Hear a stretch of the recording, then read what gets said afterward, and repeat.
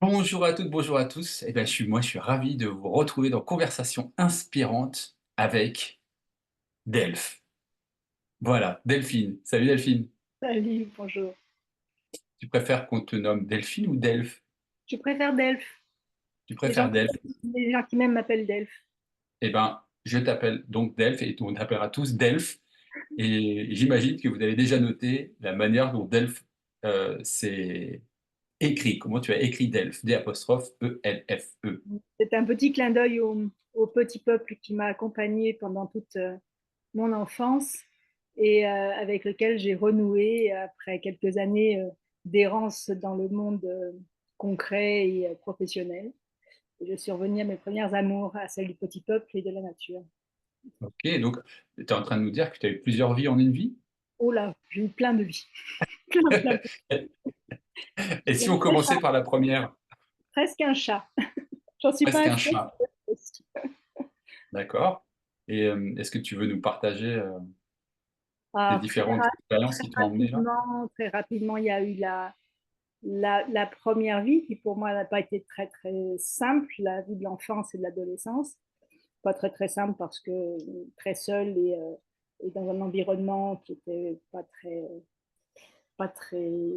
non je peux pas dire pas très aimant parce que je pense que c'était le cas, mais bon, qui ne me saillait pas trop, on va dire. La deuxième vie qui est la vie où on s'intègre dans la société que l'on a tous, donc la vie de l'école, la vie du travail, la vie de j'essaye de faire ce qu'on attend de moi. Voilà, les études, en l'occurrence moi de finance internationale, donc ça ne me portait pas trop tout à fait à ce que je suis aujourd'hui, avec très tôt des directions d'entreprise. Donc voilà. Et puis des enfants qui sont arrivés, quatre, avec chacun leur personnalité, avec un qui avait à l'époque des traits autistiques assez importants, et donc qui nous mène sur des chemins auxquels on ne s'attend pas, auxquels on n'est pas préparé, et grâce à qui on découvre un autre monde, vraiment, un monde de connexion, puisque ce sont des enfants qui n'ont pas de filtres sociétaux, on va dire, et donc une connexion directe à la nature, à la source, et ça nous a évidemment interpellés, ça m'a interpellée et j'ai cherché comment l'aider au mieux. Et donc ça m'a fait m'aventurer sur des chemins dont je n'avais ni connaissance et pour lesquels, si je les avais connus, j'aurais eu beaucoup de méfiance certainement parce que tout ce qui tenait à l'ésotérisme, aux sciences occultes, m'était très très étranger à l'époque. Moi j'ai grandi dans l'athéisme le plus complet, donc sans aucune spiritualité. Et donc, voilà, cet enfant qui nous y amène, parce qu'on voit bien qu'il existe quelque chose et qu'on prend conscience, quand on réfléchit un peu, que même si on ne connaît pas, même si on ne comprend pas, ça ne veut pas dire que ça n'existe pas. Et donc, on s'est mis à chercher et nous sommes devenus des chercheurs. Voilà, des chercheurs Hmm, de la lumière, grâce à lui. Et puis, ok. donc, une troisième vie dans l'éducation, je me suis dit, tiens, je vais peut-être essayer de changer le monde. Je ne suis pas du tout arrivée. L'école n'est pas un endroit qu'on peut changer. Et puis une quatrième vie aujourd'hui où on s'est dit, bon, on quitte le monde, on quitte le tumulte, on crie Jumanji et on quitte la partie et on vient ouvrir un lieu qui nous correspond, un lieu en pleine nature, et on l'ouvre aux autres, on l'ouvre à ceux qui ont envie de cheminer et de s'y retrouver et de se connecter, de s'interconnecter. Voilà, on essaie de créer un monde qui correspond à ce que l'on est aujourd'hui. Waouh. C'est déjà, il y aurait déjà 4 heures de discussion, si ce n'est plus, autour de tout ce que tu as déjà évoqué et ce que tu as vécu. Je reviens quand même rapidement sur Delphes et sur ton enfance et aujourd'hui. C'est-à-dire que effectivement, il y a eu cette enfance, cette adolescence qui n'était pas forcément, c'était pas très agréable pour toi en tout cas, ça ne te sciait pas suffisamment en tout cas. Ceci dit, tu as quand même dit que enfant, ce petit peuple t'a accompagné et Oui, que avec ton enfant autiste, tu t'es ouvert ou réouvert, où tu t'es rappelé finalement que toute cette invisible, eh bien, tu le vivais déjà enfant. Oui, je crois que tous les enfants sont connectés. Je crois que tous les enfants sont connectés à la source et par leur imaginaire se créent des mondes. Et quand effectivement on a une enfance qui est solitaire, où on vit pas mal de violence, où on se raccroche à ce qu'on peut, et donc l'invisible devient très présent.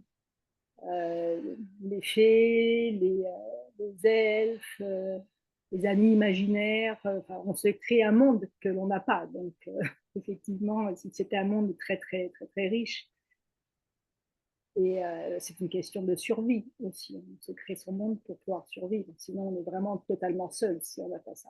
Moi, j'ai vécu entouré d'amis imaginaires.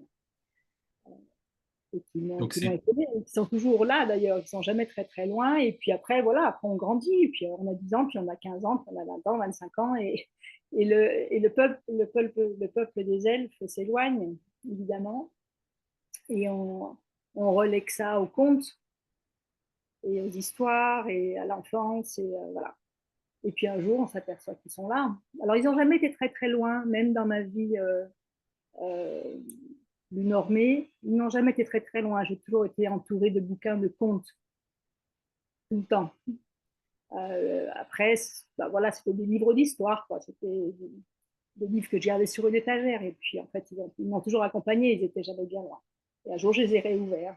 Et puis après, j'ai appris à ouvrir les yeux. Et waouh. je découvre que bah, finalement, ils sont encore plus près qu'on imaginait. Parce que nous, on s'est rencontrés sur ton lieu, Oui, dans le Tarn-et-Garonne. Je précise pour l'anecdote que les 2 fois où je m'y suis rendu, immédiatement, en arrivant dès le début du chemin et en rentrant au cœur de ce lieu, être bercé, être, pris dans les bras. Et souvent j'ai la sensation, évidemment, tout ça est de l'ordre de la sensation, hein, on est bien d'accord, mais la sensation d'être pris par une grand-mère bienveillante, aimante, c'est juste incroyable je ne sais pas comment le décrire, une force, une énergie, une puissance, extrêmement douce, extrêmement bienveillante, et c'est vraiment ce qui se dégage très, très fort de ce lieu qui a su vous trouver a priori, toi et ton mari, puisque oui, vous êtes tous les 2 tous les deux. Oui, gardiens de ce lieu. oui. C'est un, c'est vraiment, oui, un lieu de douceur. C'est ce qu'on essaye, enfin, c'est ce qu'on y a vu quand on y est arrivé la première fois, même s'il y a eu beaucoup de travail et de nettoyage à faire, parce que ben voilà, c'était un lieu qui a une histoire aussi. Et on y met vraiment beaucoup de douceur parce que nous avons un cheminement l'un et l'autre, Jean-Baptiste et moi, un cheminement chamanique avec un travail qu'on a dû faire sur nous-mêmes. On ne peut pas accéder à la lumière sans retraverser ses ombres, de toute façon. Il n'y a pas de lumière sans ombre, il faut les travailler. Donc, on sait combien ce chemin peut être difficile. Et donc, on a essayé de créer un lieu plein de douceur pour que les gens qui viennent se confronter à leurs ombres, ils trouvent malgré tout un endroit serein, un endroit de protection où ils se sentent profondément reliés et entourés et protégés. Donc, ça, c'est vraiment l'énergie que l'on travaille ici. Et cette énergie est portée par tous les groupes qui viennent travailler, puisqu'en fait, le lieu s'enrichit de l'énergie de chacun qui vient y travailler, qui vient y déposer, qui vient y rencontrer de la lumière, qui vient rencontrer de l'amour. Et donc, le lieu grandit en même temps que les groupes, c'est un échange. Et c'est ça qui est vraiment très, très intéressant pour nous qui vivons sur le lieu. Et puis, on avait à cœur aussi de mettre à disposition un lieu notre lieu à nous, là où on habite nous. C'est pas la même chose d'aller travailler sur soi dans un gîte qu'on loue que dans un lieu qui est habité par des gardiens qui sont là toute l'année et qui s'en occupent toute l'année. Je trouve que l'énergie est différente. Voilà, donc c'est ça qu'on avait à cœur de mettre à disposition. Dans un immense respect du vivant, Oui, sous toutes ses formes, sous toutes ses formes, avec beaucoup de liberté et d'amour. C'est vraiment marquant quand on arrive au chant des murmures. ouais, c'est gentil, c'est ce qu'on essaye de faire. Et si on y arrive, tant mieux. Et je me souviens d'une discussion qu'on avait eue tous les 2 où tu me disais que tu te percevais comme une tisseuse, Oui. heu, où tu avais à cœur aussi d'accueillir différentes traditions ancestrales ou moins ancestrales, enfin en tout cas des gens qui ont des messages à transmettre. Hem, Tisseuse, c'est quoi pour toi déjà? Et pourquoi d'où ça vient cet esprit de vouloir rassembler toutes ces traditions? Sur mon chemin donc chamanique, puisque c'est par là que j'ai commencé à m'intéresser à l'invisible, j'ai fait ce qu'on appelait à l'époque le compagnonnage chamanique, qui était un chemin sur 3 ans où on partait tous les week-ends à la rencontre d'un praticien chamanique qui étaient dans des traditions tous différentes. Donc, on a côtoyé un peu les traditions Lakota, les traditions mongoles, les traditions sibériennes. Et c'était intéressant à plein de titres. La première, c'est que quand on travaille avec des gens différents, puisqu'à chaque fois on rencontrait des personnes différentes, avec des praticiens qui étaient récurrents et puis d'autres qui étaient invités, euh, ça nous évite de tomber dans une gouroutisation de l'enseignement Mmh. où on a un maître spirituel. Il n'y a pas de maître spirituel et les praticiens avaient à cœur de nous dire à chaque fois que celui qui nous avait parlé la dernière fois avait dit n'importe quoi, mais que lui détenait la raison. Et au début, c'est un petit peu, ça interroge un peu et après on se rend compte qu'en fait c'est extrêmement important parce que le message qui nous est délivré finalement, c'est écouter tout et tracer votre voie. En tout cas, moi, c'est le message que j'ai reçu de ça. Et c'est vraiment important parce qu'on se rend compte qu'il y a des points communs entre toutes ces traditions. Le vivant est le point commun de toutes les traditions. Les éléments sont les points communs de toutes les traditions. Et puis qu'après, finalement, les différences, ce sont des différences culturelles qui tiennent aux personnes, aux lieux, à un moment. Mais ça, c'est éphémère et ça a assez peu d'importance en fait. Nous vivons sur des terres qui ont perdu leur tradition, qui ont perdu une tradition ancestrale, parce qu'il y a une autre tradition qui est arrivée, qui est la tradition chrétienne. Et je crois qu'il faut faire vraiment le distinguo, je fais juste une petite parenthèse, entre la foi chrétienne et l'institution chrétienne. L'institution, ça tient à l'humain, et dès qu'il y a de l'humain, il y a de l'ego, il y a du pouvoir, il y a de la politique. La foi, la croyance, c'est autre chose. Et donc, moi, j'ai beaucoup de respect pour la foi chrétienne, c'est pas la mienne, mais il y a des pratiques, euh, des élans, des chants, du silence qui est, que les chrétiens suivent, qui est extraordinaire. Il y a des textes qui sont merveilleux. Et donc, je trouverais dommage, sous prétexte qu'on est sur la voie Lakota, sur la voie druidique, de s'en priver.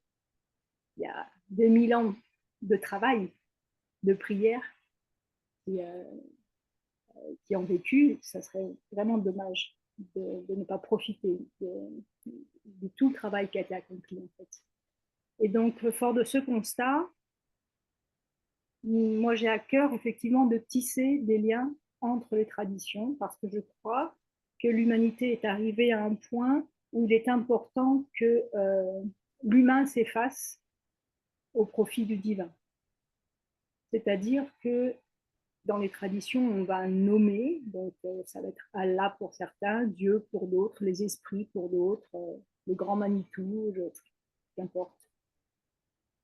Il faudrait qu'aujourd'hui, nous arrivions à nous élever un petit peu, comprendre que le nom appartient à l'humain et que l'innommable appartient au divin. Et que donc, peu importe la tradition.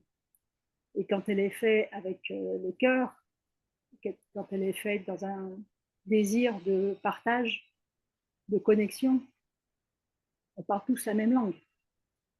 On sourit tous de la même façon, quelle que soit notre origine, quelle que soit notre langue. On s'aime tous de la même façon. Et je crois que c'est ça qu'il faut retenir.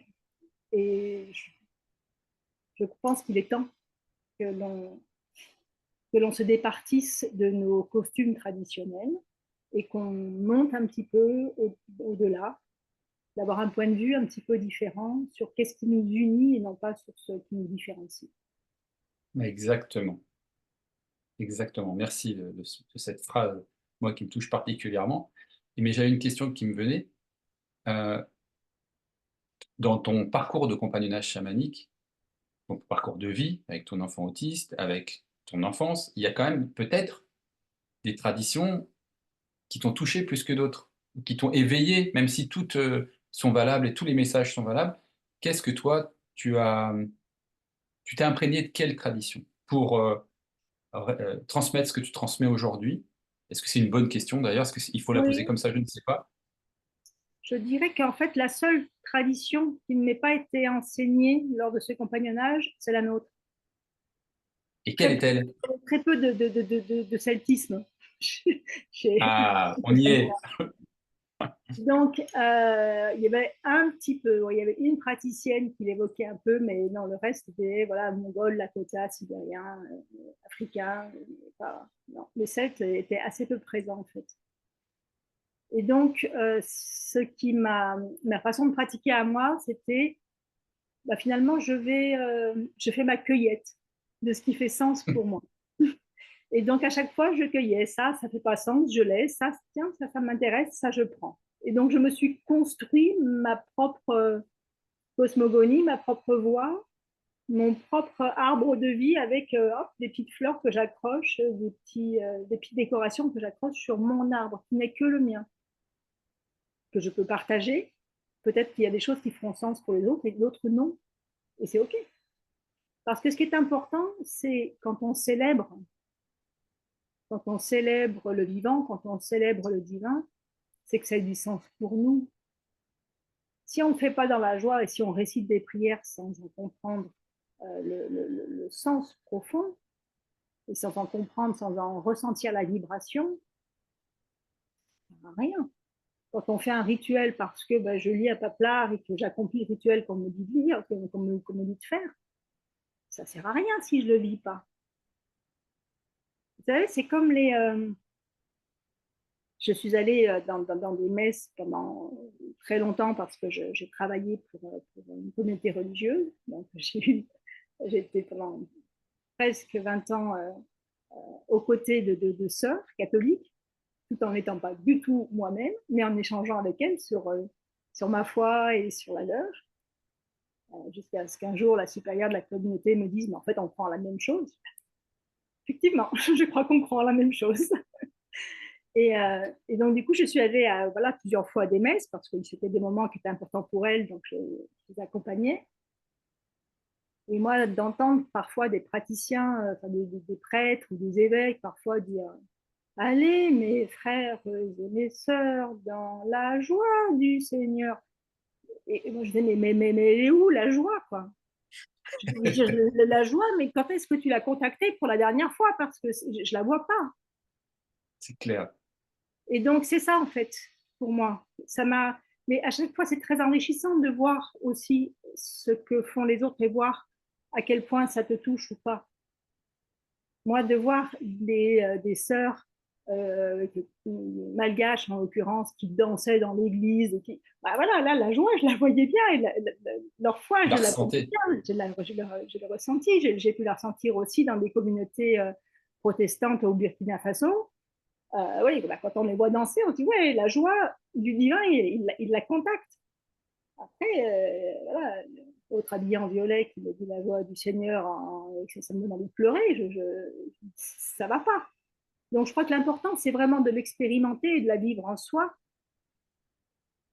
Et si c'est juste pour toi, c'est OK. Même si c'est pas écrit sur le papier, peu importe. Donc, je crois que vraiment, c'est vraiment à chacun de faire sa cueillette, en fait. Exactement. Je crois. Et tisser, pour moi, c'est ça. C'est de dire, C'est bah, ça. viens là, toi, et puis tiens, toi, tu me donnes quoi? Et puis tu tisses ta propre toile. Et c'est quand on met en parallèle, quand on unit toutes les toiles de tout le monde, qu'on fait un patchwork qui est beau à la fin, parce que chacun apporte ce qu'il est, Et ce qui est juste pour lui, c'est qu'il le met en joie. Voilà, je crois que c'est ça l'important juste, en fait. Tu vois, le celtisme dont tu parles, parce que c'est vrai que nous, on a nos plantes, on a nos arbres, c'est pas les mêmes qu'en Arizona, c'est pas les mêmes qu'en Sibérie ou chez les Mongols ou même chez les Vikings. Il y a quand même des spécificités chez nous qu'on ne connaît pas. On connaît presque plus Palo Santo, le copal, alors qu'on a tout chez nous. Mais Je moi, crois je suis complètement qu'on initié. parle souvent de la prophétie des sept feux. Il est demandé à l'homme blanc de rallumer ses feux sur sa terre. Ça, c'est vraiment quelque chose. Ça, c'est vraiment un message qui résonne en moi depuis le début Tu du peux le monde. répéter, s'il te plaît, pour que tout le monde entende bien le message, parce pour moi, il est essentiel. L'homme blanc doit rallumer les feux sur sa terre. Alors, ça veut dire quoi? On a perdu le silex. On ne sait pas où il est. On a perdu l'allumette. Et donc, on va chercher dans d'autres traditions, donc d'autres qui crient plus fort que d'autres. Le Lakota, on les entend beaucoup. La Sibérie, le Mongol, voilà. Il faut tous aller en Mongolie consulter un chaman, ok, très bien. Allons écouter les autres, mais le but, c'est pas de prier le grand bison sur nos terres. C'est pas de prier le jaguar, machin chose. On l'a pas chez nous. Qu'est-ce qu'on a chez nous? Et donc, toute la recherche à mener, je crois, chez nous, c'est de remercier tous ces peuples qui nous reconnectent. Exactement. Je suis allée passer 15 jours en Amazonie dans une tribu Shipibo, de les voir se connecter aux plantes. Et là, on se dit, mais qu'est-ce qu'on a perdu? Parce qu'en fait, ils ont besoin de soigner quelqu'un, ils vont se balader dans la forêt et ils disent, tiens, cette plante, cette plante, cette plante. Et quand tu discutes avec eux, tu leur dis, mais pourquoi cette plante? Ils disent, bah, parce qu'elle m'a dit que c'était elle. Ah, ok. Bon, et là, on se dit, bon, bah, ouais, on l'a perdu. Et pourtant, quand on y réfléchit, les animaux se soignent. Les animaux savent quelle plante il faut prendre quand ils ont des vers, quand ils ont une infection. Ils savent se soigner. Ils ont cette connexion avec le vivant et avec le végétal. Il n'y a aucune raison qu'on ne l'ait pas. Par contre, effectivement, quand on se connecte à des réseaux Wi-Fi, à des réseaux 4G, voilà, là, on perd la connexion avec le vivant, en fait. Et plus on a des béquilles, moi la première, hein, parce que je vis dans notre monde, hein, je ne suis pas une amiche comme notre ami, euh, plus on vit avec des béquilles, avec un téléphone qui nous rappelle ce qu'on doit faire, qui nous permet de mémoriser 100 000 numéros de téléphone. Avant, il y a 20 ans, on les avait dans la tête, les numéros de téléphone, on n'a plus rien. Donc, moins notre cerveau fonctionne, et plus on s'en remet à la technologie, moins on se connecte, en fait. Et bon, voilà, il faut qu'on travaille tout ça, je crois. D'autres peuples le font, et donc nous permettent d'évaluer à quel point nous, on est perdus. Et maintenant, il faut faire notre travail, ramener ça, les remercier pour leur enseignement, les remercier pour les outils qu'ils nous donnent, même si ce n'est pas nos outils traditionnels. La huile de filiation n'est pas un outil traditionnel de nos terres, même s'il existait a priori des chaudrons celtes. Ça reste néanmoins un outil qui est extrêmement intéressant. Donc, ma foi, s'il faut le ramener à la maison et si on peut s'en servir parce que ça nous sert à nous reconnecter, grand bien nous fasse, même si c'est pas celte, c'est pas très très grave. Non, Donc, mais au contraire. D'ailleurs, les représentants, là, on parle des Lakota, par exemple, mais des représentants Lakota, c'est Luna Louf qui me disait ça il y a très peu de temps, où le message qu'il faisait passer, c'était: vous n'êtes pas des Indiens, vous n'êtes pas des gens qui êtes nés en 1850 en Arizona ou dans l'Utah ou je ne sais où. En France, retrouvez finalement, c'est ça les feux dont tu parlais, retrouver les la feux du cœur connexion, qui nous exactement. connectent au vivant, à la terre, aux éléments et à reprendre contact avec tout ça. Ouais. Je crois que ce qui est important, quand on dit retrouver, c'est pas nécessairement La mémoire, euh, retrouver la mémoire peut-être. voilà, parce que on l'a perdu. Je veux dire, on ne connaît rien des druides, c'était une tradition orale. On ne connaît rien, si ce n'est ce que notre civilisation, à savoir les Romains, ont écrit sur eux. On ne connaît rien. Donc c'est une tradition qui a été réinventée il y a 2 siècles par des gens qui ont dit, tiens, on va réinventer les sectes. Bon, c'est bien.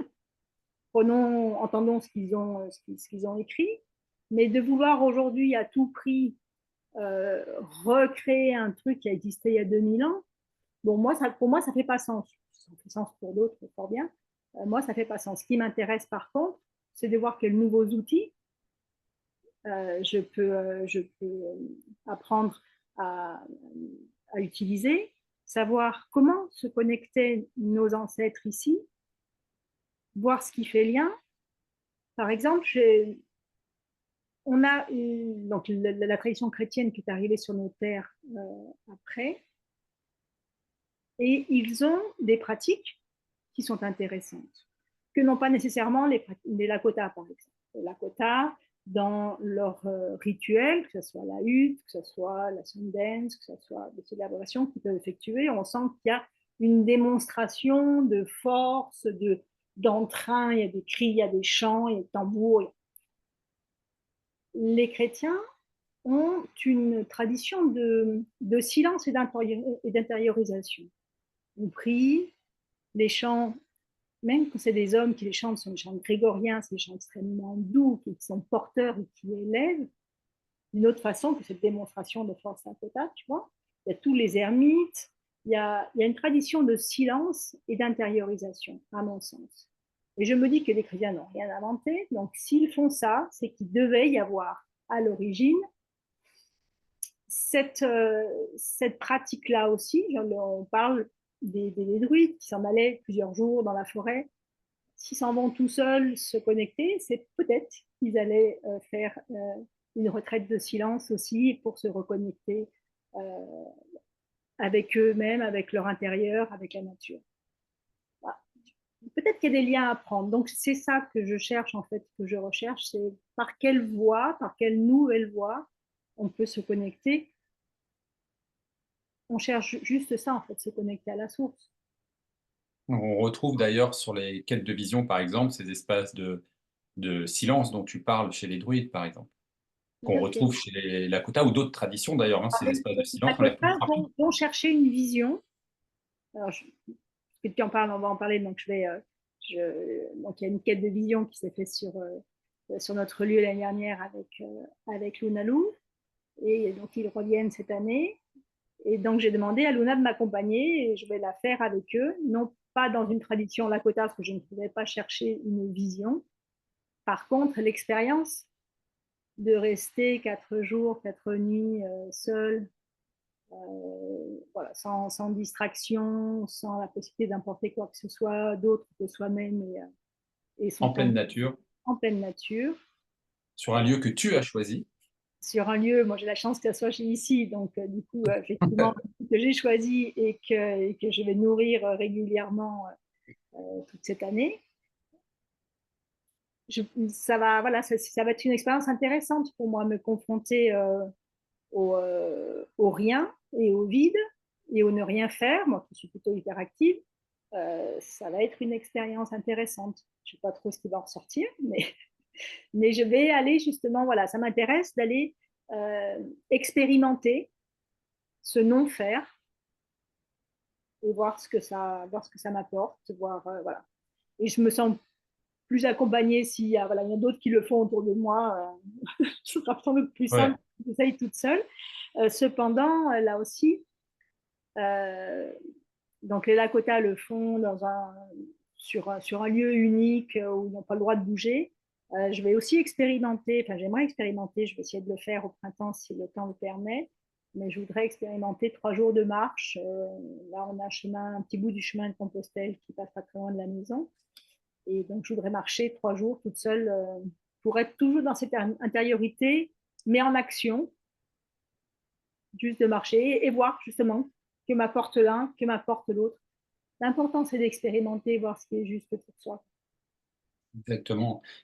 Quand tu disais, c'est toujours soutenant de savoir qu'il y en a d'autres qui le font avec toi. Et ça aussi, c'est euh, un fil conducteur de toutes les traditions. Enfin, je prétends pas toutes les connaître, bien entendu, mais ce côté où nous sommes un, nous sommes tous reliés, interconnectés, que ce soit nous, humains, ou aux vivants de manière générale.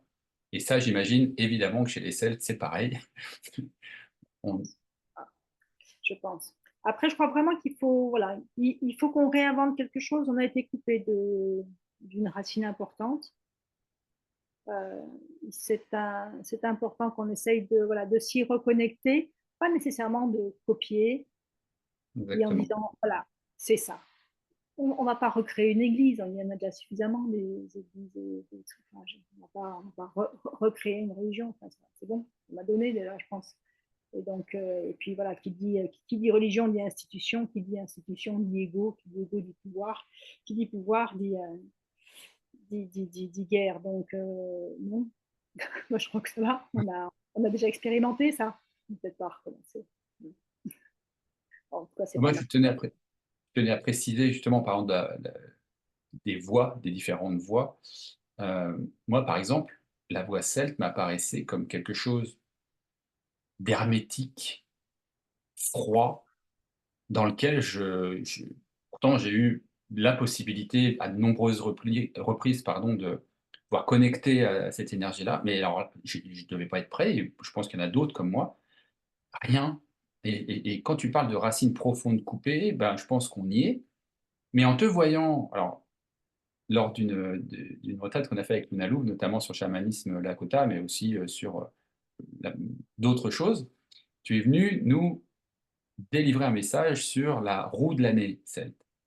Alors là, moi, ça a été une révélation totale mais oui, on peut se reconnecter à nos racines, et c'était hyper pertinent. J'ai eu même envie de te transmettre ce message-là sur la roue de l'année parce que je pense que ça ouvre des espaces, notamment sur nos terres, qui étaient, enfin, nous semblaient fermés. Je crois que c'était pas fermé, mais on avait l'impression que c'était fermé. En fait, là, depuis quelques mois, je chemine auprès d'une clairière druidique qui a la gentillesse et l'ouverture d'accepter une personne telle que je suis, avec des horizons très différents et des pratiques un peu multiples. Mais ils ont voilà, cette gentillesse et cette ouverture de m'accueillir. Parce qu'à un moment, je me suis dit, ça fait déjà une quinzaine d'années, moi, que je suis sur la roue de l'année, et que je me crée mes propres rituels avec ce que je glane ici ou là dans des bouquins, sur des sites internet, sur des rencontres que j'ai pu faire, et que je crée donc ma propre pratique. Puis après moi, je me suis dit, bon, c'est peut-être bien d'aller voir les vrais un peu, voir un peu ce qui s'y dit. Et donc, je suis leur enseignement. Et là aussi, bah, je prends ce qui fait sens pour moi, c'est-à-dire que toute la cosmogonie gauloise, des dieux, des trucs, ça ne me touche absolument pas. Bah, je ne vais pas aller prier Bélénos et Toutatis. Quoi. Moi, c'est pas juste pour moi, je comprends que ça le soit pour d'autres, mais vraiment pour moi, ça ne fait pas sens. Parce que quand je ne vais pas prier l'esprit de la Seine, je vais prier l'esprit de l'eau. Parce que quand je prie l'esprit de l'eau, je me connecte à toutes les eaux. Et quand je suis au Burkina et que je fais un rituel pour l'eau là-bas, ça serait le même que quand je le fais au ruisseau qui est sur notre lieu. Je ne veux pas différencier, je ne veux pas désunir. Pour moi, l'eau, c'est l'eau, le feu, c'est le feu. Et où qu'il soit, c'est ce qui nous unit. Alors que quand on va prier l'esprit de la Seine, quand on va prier l'esprit de la Garonne, et quand on désunit. Enfin, c'est mon ressenti, c'est vraiment juste mon ressenti.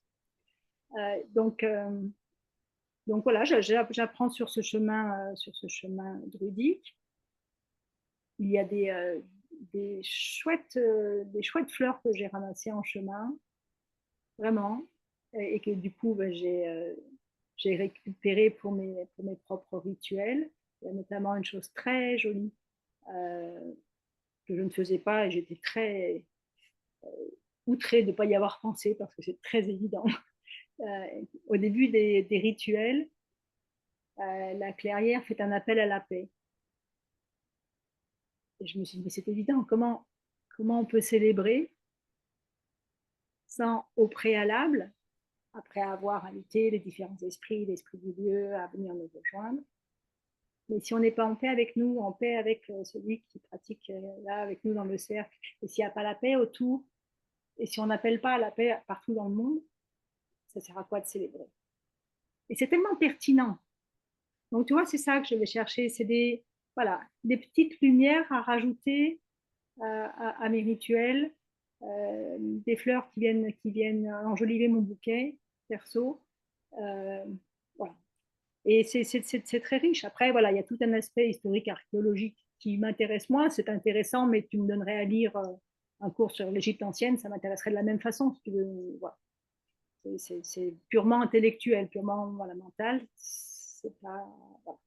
L'appel à la paix, ça vient de suite s'accrocher ici.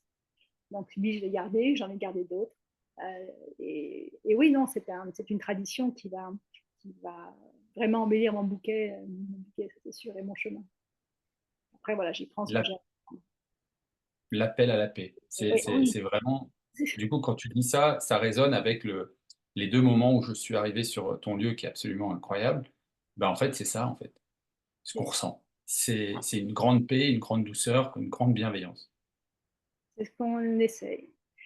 Et après, la roue de l'année, ma foi, moi, quand je l'ai découverte, parce qu'il y a un moment, je l'ai découverte, même si en y réfléchissant, je me demande quand je l'ai découverte, parce que j'ai l'impression qu'elle a toujours été dedans, en fait.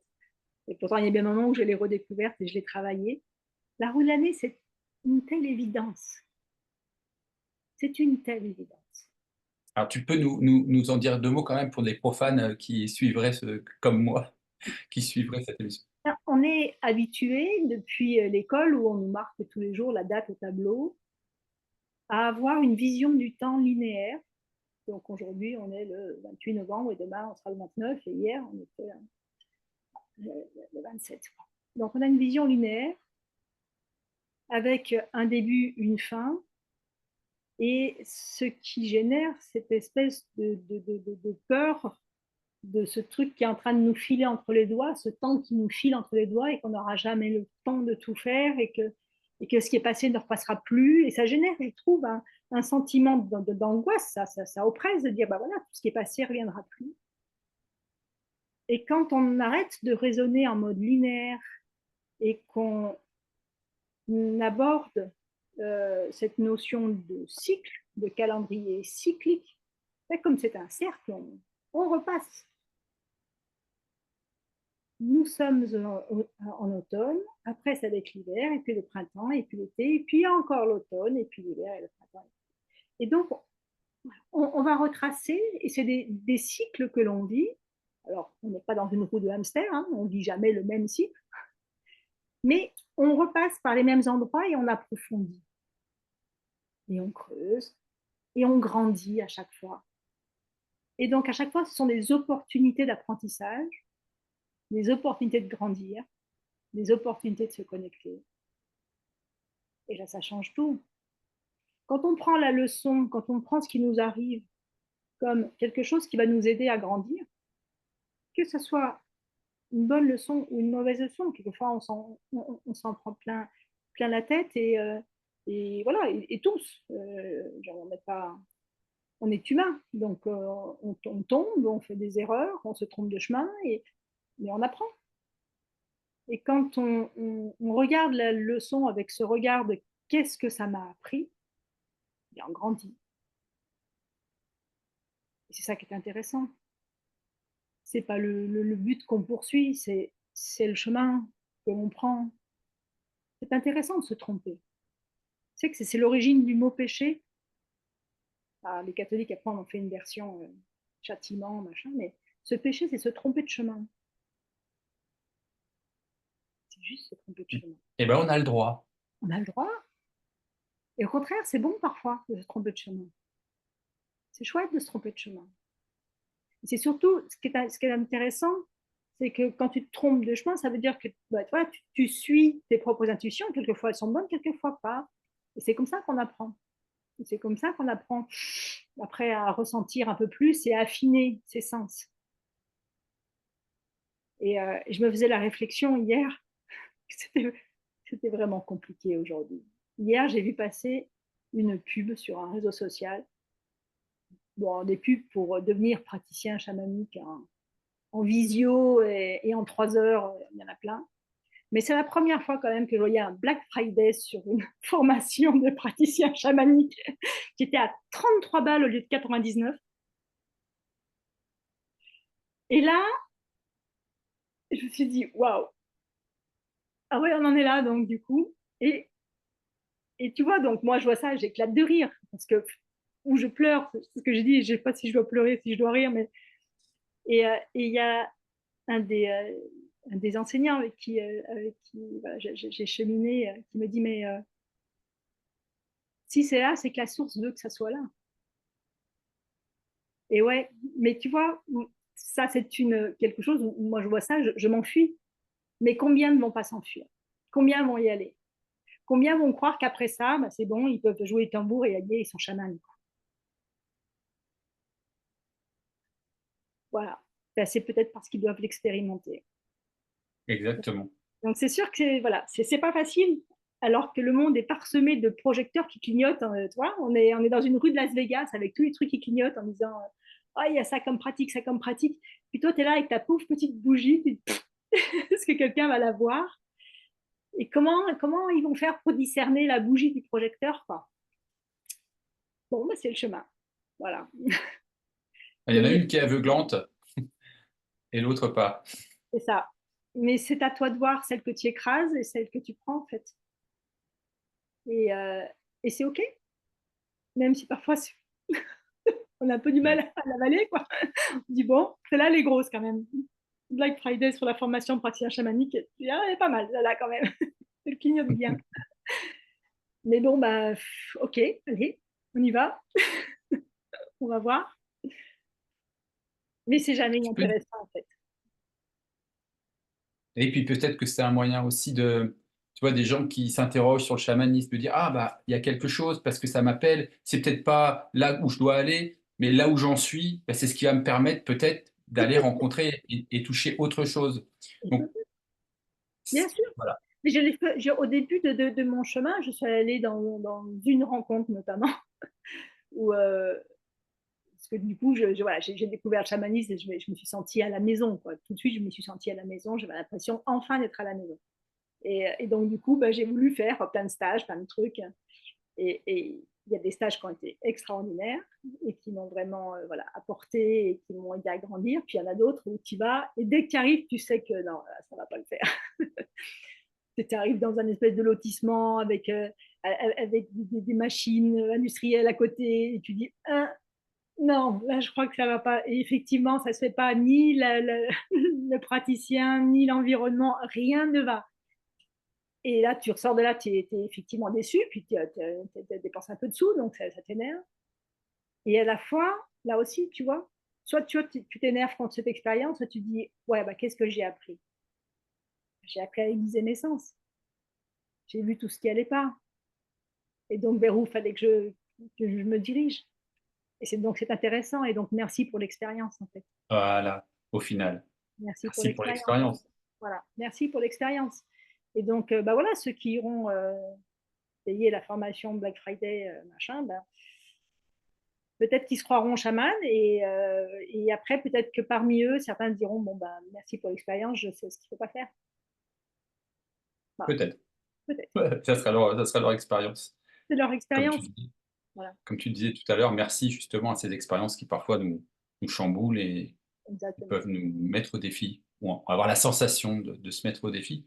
Je voudrais juste, avant, on va bientôt clôturer notre conversation inspirante, c'est très inspirant en tout cas ce que tu nous racontes. Pour moi, c'est le cas en tout cas. Euh, Est-ce que tu peux, juste par rapport à la roue de l'année, et peut-être que ça peut éveiller des choses, c'est quand le premier jour de l'année, c'est quand le dernier jour de l'année, et qu'est-ce qui se passe entre les deux? Alors, dans notre calendrier actuel, par convention, on dit que le dernier jour de l'année, c'est le 31 octobre. C'est par convention, parce que par définition, le calendrier, c'est un calendrier lunaire, donc c'est au plus proche de la pleine lune. Donc ça tombe pas le 31 octobre. Mais par simplification, on a mis ça au 31 octobre. Et donc le premier jour de l'année, ça va être en novembre. Et en fait, chez les Celtes, il y a 3 jours entre le dernier jour de l'année et le premier jour de l'année. C'est qu'on appelle les trinox, c'est Samonios. C'est une période de non-temps. Le temps s'arrête. Ce qu'il faut entendre aussi, peut-être en premier lieu, c'est que la fin de l'année et le début de l'année commencent chez les Celtes au début de la saison sombre. Les Celtes ont deux saisons, une saison sombre, une saison claire. Et donc le premier jour de l'année commence par la saison sombre. Et c'est très important pour moi, cette notion-là, parce que la vie commence toujours dans l'obscurité. La lumière vient toujours après l'ombre. Parce que l'ombre permet de rentrer à l'intérieur de soi, permet de faire germer, et après on met à la lumière. La graine, elle germe dans la terre avant de fleurir. L'enfant, il grandit dans le ventre de sa mère avant de naître.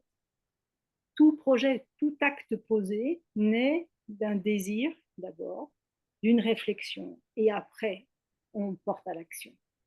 Quand on agit sans réfléchir, on se casse la figure. Donc il y a d'abord tout un travail d'intériorisation. La saison sombre, elle sert à ça. Et donc durant ce non-temps, de ces trois nuits de Samhain, c'est un moment où le voile qui sépare le visible et l'invisible se dissipe, s'éclaircit un peu, et c'est le moment où les esprits viennent nous voir. C'est pas pour rien que Halloween nous est revenu en version commerciale, avec les esprits des morts vivants qui viennent nous demander des bonbons. C'est pas pour rien que c'est le moment de Dia de los Muertos au Mexique. C'est le moment où les esprits viennent nous rendre visite. Et c'est le moment où voilà, la frontière avec l'invisible est la plus ténue. Ce sont des moments privilégiés pour tout ce qui est médiumnité, pour tout ce qui est tirage d'oracle. Et c'est vraiment un moment de grande connexion. C'est extraordinaire. Moi, je n'ai ni clairvoyance, ni clairaudience, ni je ne suis pas médium pour dessus, je ne suis pas chamane non plus, hein, que les choses soient claires. Mais j'ai cette chance de sentir la connexion avec l'invisible, de pouvoir dialoguer parfois avec eux. Et quand j'ai des signes de l'au-delà, de mes ancêtres, de mes ascendants, des signes qui sont tellement évidents que la coïncidence n'a pas lieu d'être. Une coïncidence est possible quand il y a 3712, ça commence à faire beaucoup. C'est tellement, je suis tellement heureuse. D'abord parce que ça rassure sur ce qu'il y a après. On sait qu'il y a quelque chose. Après, on sait qu'ils sont là pour nous. On sait qu'ils sont là pour nous aider, qu'ils sont bienveillants. Et ça donne chaud au cœur de savoir qu'ils sont là. Quand j'ai besoin de leur appui et que je les appelle et qu'ils répondent, c'est une merveille. C'est une merveille. Ça fait tellement chaud. Et voilà, quand on a cette connexion-là, on n'est plus jamais seul en fait. Voilà, pour tous ceux qui se sentent seuls, passe un coup de fil à Delphes. Ils vous expliquent pas comment faire. Je les mettrai pas en lien avec leur défunt. Hein. Non, non, c'est pas ton rôle. Hein. Pas médium, c'est pas mon histoire. Non, non, non, mais tu peux accompagner les gens à s'aider eux-mêmes, par contre, et à trouver leur propre Ah oui. cheminement. Voilà. Donc ça, c'est important pour moi. Je transmets l'enseignement des mères de clan, l'enseignement Sénéca, que je ne désespère pas un jour peut-être de ramener sur nos terres en l'adaptant. Bon, c'est une demande qui m'est faite, mais j'ai un peu du mal à prendre le bout. Un jour peut-être j'y arriverai. Et donc nous cheminons avec la mère du mois de novembre, qui est la grande femme qui marche, la femme qui marche dans sa grandeur, ou la femme qui marche dans son alignement. J'aime bien ça aussi. Et elle nous enseigne que on ne montre que par l'exemple, que par nos actions, que par ce que l'on est, dans toute notre force et dans toute notre vulnérabilité, dans toutes nos réussites, dans tous nos échecs. Et donc, oui, ça c'est quelque chose que je peux transmettre, trouver sa propre voie, je peux transmettre. Je donne les gens qui viennent sur notre lieu ou qui peuvent venir dans les quelques enseignements que je peux transmettre, je leur donnerai jamais un mode d'emploi. Pas qu'ils attendent ça de moi. Alors c'est très très déconcertant Et moi, au début de mon chemin, avoir quelqu'un qui me dit, et il y en a qui m'ont dit, non, non, mais moi, je te dis rien, cherche. C'est hyper frustrant. C'est insupportable. C'est insupportable, c'est totalement inaudible. Et pourtant, c'est vraiment la seule voie. Donc, Mais ça voilà, les amener à apprendre à chercher, à se trouver, à utiliser les quelques petits outils, oui, que j'ai pu glaner ici ou là dans différentes traditions. Oui, ça, oui. Le mode d'emploi. ouais. Le mode Comme le d'emploi. dit Rumi, ce que tu cherches te cherche aussi. Et si on souvent on tombe sur des rencontres, bien qui viennent répondre à des souhaits, à des désirs profonds, feu ardent, parfois qui est inconscient, mais parfois qui est conscient. Tant mieux s'il est conscient. Euh, on va arriver gentiment à la fin de notre conversation inspirante. Et j'avais envie de te poser deux questions. La première question que j'avais envie de te poser, que je pose à toutes les personnes que je rencontre sur cet espace, c'est si tu avais une baguette magique aujourd'hui et que tu puisses changer quelque chose dans ta vie, là, maintenant, une chose que tu pourrais changer. D'abord, est-ce que tu changerais quelque chose? Et si tu devais choisir de changer quelque chose, qu'est-ce que tu changerais? Je ne crois pas que je changerais quelque chose aujourd'hui. On a tellement changé déjà, nous, sur notre chemin. J'ai la chance d'avoir un mari qui m'a suivi dans cette folie voilà, de se reconnecter et de tout lâcher. Donc, on est aujourd'hui dans un lieu qui est très inspirant et très serein, qui me convient bien, où les gens qui viennent sont sur ce même chemin. Et donc, les rencontres sont belles avec le cœur. Et c'est vrai qu'on s'éloigne un petit peu de l'incivisme, de la mesquinerie et de la bêtise humaine. Donc, on est très protégé ici. Donc, non, je crois que je ne changerai pas grand-chose, si ce n'est peut-être de faire revenir les personnes qui me manquent aujourd'hui et de Hmm. pouvoir vivre ici autre chose avec elles, dans ce que je suis aujourd'hui. Voilà, on aurait plein de choses à se dire, mais Ah, ok, on se dira plus tard. Je les retrouve. wow. Ok, c'est entendu l'univers, c'est bon. Et puis la deuxième question que je voulais te poser, qui m'a été vraiment inspirée par ce roman de Frédéric Lenoir qui s'appelle L'âme du monde. Frédéric, si tu nous écoutes. Euh, si demain tu devais être appelé par un groupe de personnes pour transmettre un message avant la fin de l'humanité et le transmettre à des enfants qui construiront l'humanité de demain que tu ne verras pas, quel message leur délivrerais-tu, sachant qu'il sera propagé et qu'il sera mis en œuvre? C'est une responsabilité. Quelle responsabilité, dis donc! Euh, je crois que je leur dirais, l'autre est une partie de toi, prends-en soin. Wow. Un message, alors là, le message de la fin, il est parfait, Delphes. Merci. Merci pour ce message. Et dans la joie de te retrouver en 2025, et puis s'il y a des gens qui veulent connecter avec toi, qui ont été touchés par tes propos, par ton énergie, comment ils peuvent faire?